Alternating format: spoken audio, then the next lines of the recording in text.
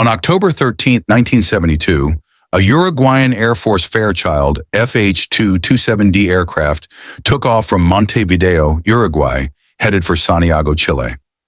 On board were 45 people, including the Old Christians Club rugby team, along with their friends and family. It was supposed to be a short, celebratory trip, but it turned into one of the most harrowing survival stories in modern history.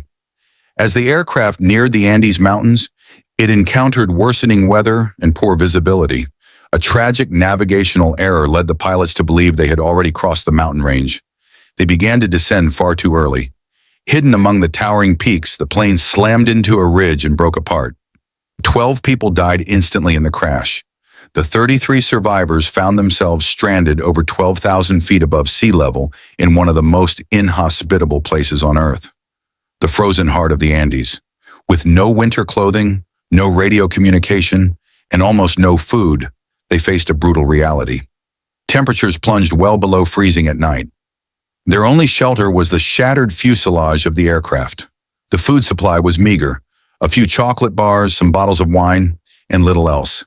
For several days, the survivors waited and watched the skies, believing rescue was imminent. But the white wreckage blended into the snowy landscape, making it nearly invisible from the air.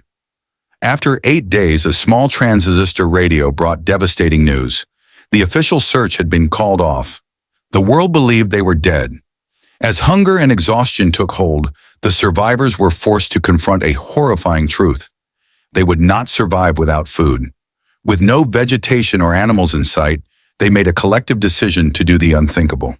They would eat the bodies of their deceased friends and teammates. It was an act of desperation, not savagery. A painful, necessary choice made to preserve life. 17 days after the crash, tragedy struck again.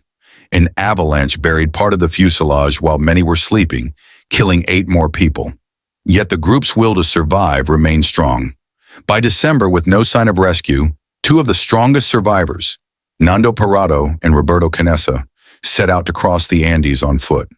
With only scraps of gear and sheer determination, they journeyed through the mountains for 10 grueling days before finding a Chilean shepherd who alerted authorities. On December 23, 1972, 72 days after the crash, helicopters reached the wreckage and rescued the remaining 14 survivors. The world was shocked, not only by the ordeal itself, but by the truth of how they had survived. Many were horrified at first, but as the story unfolded, public opinion shifted. What emerged was not a tale of horror, but one of courage, sacrifice, and the indomitable will to live. Frozen Hell stands as a powerful testament to human resilience, a chilling reminder of how far people will go to survive, and what it truly means to be alive in the face of death.